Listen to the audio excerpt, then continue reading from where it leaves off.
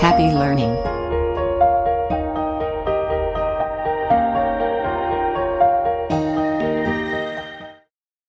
Hi, welcome to our Pharma Topics channel. Welcome to the BPharm 5th semester series 6. It is related to Unit 2. We are going to see about drugs used in treatment of shock, anticoagulants and coagulants in this video. All the other first to 5th series I will give in the description box. Kindly go through it and use it for your exams. First, it is a discussion about the pharmacotherapy of shock. First one is hypovolemic shock. Hypovolemic means the volume of blood is reduced. It may be sudden loss of plasma or blood due to hemorrhage, burns, or dehydration. The pharmacotherapy includes fluids and electrolytes and monitoring of blood pressure. The next is septic shock. It is due to infection, which may be bacterial infection. It is also called as warm shock. Inflammatory mediators play a major role in the vascular injury. Pharmacotherapy includes correction of acidosis, blood volume, maintenance of blood pressure, ventilatory support, and antibiotic use. Next is cardiogenic shock. It is due to cardiac failure to pump the blood as a result of myocardial infarction or acute myocarditis. The drug of choice is intravenous morphine. Next is anaphylactic shock. It's a type 1 hypersensitivity reaction. It's antigen antibody mediated reaction. It is due to histamine and all the other inflammatory mediators which are released.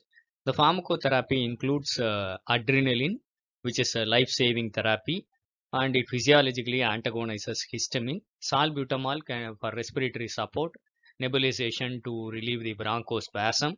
Apart from this, plasma expanders, hydrocortisone, and antihistaminics are used. The intravenous fluids used in these categories are maintenance fluids, which are 5% dextrose and half normal saline. Replacement fluids, they are normal saline, dextrose, then dextrose normal saline, that is DNS, ringer lactate, and isolate E.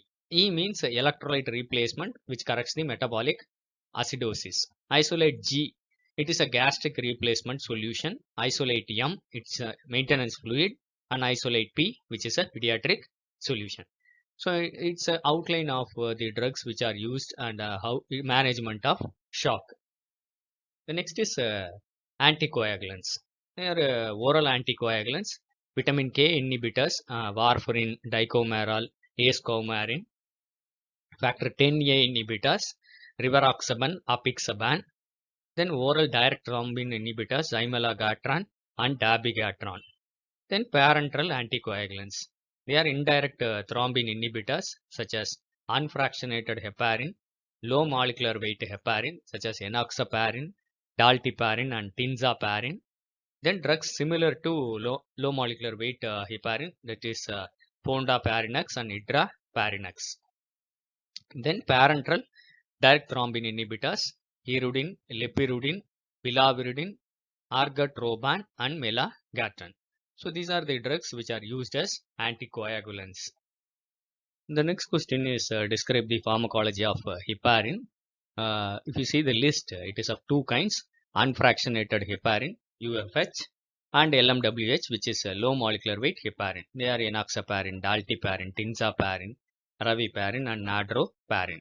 Mechanism of action: actually, unfractionated heparin activates endogenous anticoagulant antithrombin 3 that inhibits the clotting factors such as factor 2 thrombin and factor 10, which is Stewart factor. Low molecular weight heparin activates the endogenous anticoagulant antithrombin 3 that inhibits only factor 10A. It doesn't affect factor 2. Pharmacokinetics: unfractionated heparin is administered as a continuous intravenous infusion, and the dosage is determined by activated partial thromboplastin time.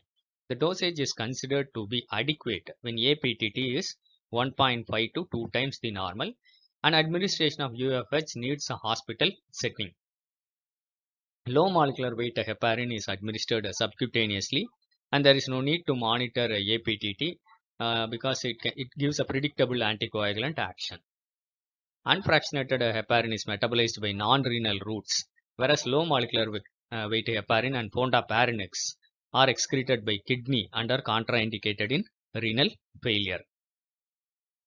Therapeutic uses: unfractionated heparin, it is used in acute thromboembolic disorders such as pulmonary embolism, venous thrombosis, disseminated intravascular coagulation, and it is also used to prevent clotting in arterial and heart surgery. It is used during blood transfusions. It is used in renal dialysis machines and during blood collection also.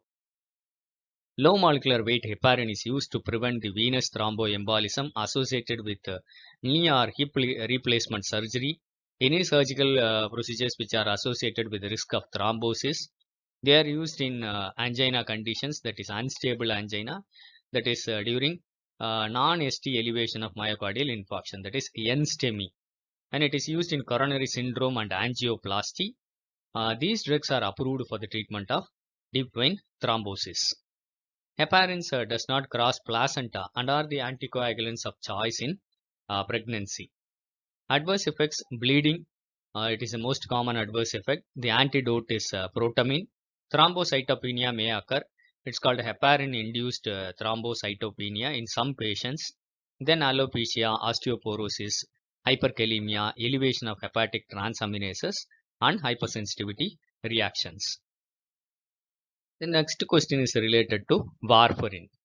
It is the orally active anticoagulant. It is the vitamin K antagonist. It is structurally related to vitamin K. It inhibits the activation of vitamin K dependent clotting factors.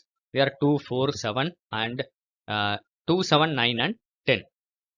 Pharmacokinetics: it is a racemic mixture of R and S isomer, and S isomer is more potent than the R isomer. Warfarin is metabolized by CYP2C19. Prothrombin time is used to adjust the dose of warfarin.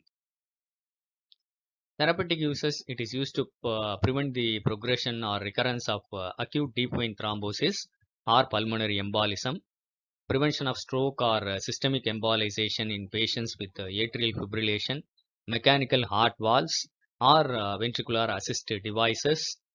Adverse effects are bleeding. The antidote is vitamin K. It can cause birth defects, skin necrosis, and purple toe syndrome. Drug interactions are numerous with warfarin.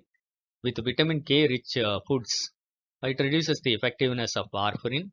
With CYP2C19 inducers, that is barbiturates, carbamazepine, or rifampicin, it decreases the effectiveness of warfarin. Warfarin, when given with CYP2C19 inhibitors such as amiodarone, azole antifungals, cotrimoxazole, metronidazole, isoniazid, or zafirlukast, it increases the risk of hemorrhage. Warfarin, when given with NSAIDs or antiplatelet drugs, it increases the risk of hemorrhage. Then next is rivaroxaban. It's a oral anticoagulant. It is a reversible oral 10A inhibitor. It is metabolized by CYP3A4. Therapeutic uses: it is used for prevention of stroke in patients with atrial fibrillation. It is used for prevention of acute deep vein thrombosis, for prevention of pulmonary embolism. It is used for post-operative thromboprophylaxis in patients undergoing hip or knee arthroplasty. Contraindications: stroke prevention in patients with mechanical heart valves should not be given rivaroxaban. Adverse effects: bleeding. The antidote is andexanet alpha. Next is dabigatran. It's a oral anticoagulant. It's a direct thrombin inhibitor, factor 2 inhibitor. It is the anticoagulant of choice for the patients who have the adverse effect, that is heparin-induced thrombocytopenia. Adverse effects are bleeding. The antidote is idracizumab. Next is fondaparinux. It is the parenteral anticoagulant administered subcutaneously. It is similar to low molecular weight heparin. It is also the anticoagulant of choice in heparin-induced thrombocytopenia. It is approved for thromboprophylaxis in patients undergoing hip or knee surgery or surgery for hip fracture. Then lepirudin. It is a parenteral anticoagulant, recombinant form of hirudin, which is obtained from leech. It's the anticoagulant of choice for heparin-induced thrombocytopenia. It is approved for thromboprophylaxis in patients undergoing hip or knee surgery or surgery for hip fracture. Then coagulants. All the vitamin K derivatives are coagulants. Vitamin K1 is phytonadione, K2 is menaquinone, K3 is menadione. Actually, it activates the clotting factors 2, 7, 9 and 10 and others also. Phytonadione is more commonly used coagulant. They are used in dietary deficiencies, deficiency of vitamin K that occurs due to prolonged antimicrobial therapy for the newborn, and it is also used to treat the overdose of oral anticoagulants. So it's a very short information of the treatment of shock, anticoagulants and coagulants. I hope it will be useful for you. Thank you for listening. Happy learning. Kindly share this to more of your friends. Kindly share this to more of your friends. Kindly subscribe to our Pharma Topics channel for further updates. Go through all the series and make use of it and score well in your exams. Thank you for listening. Thank you.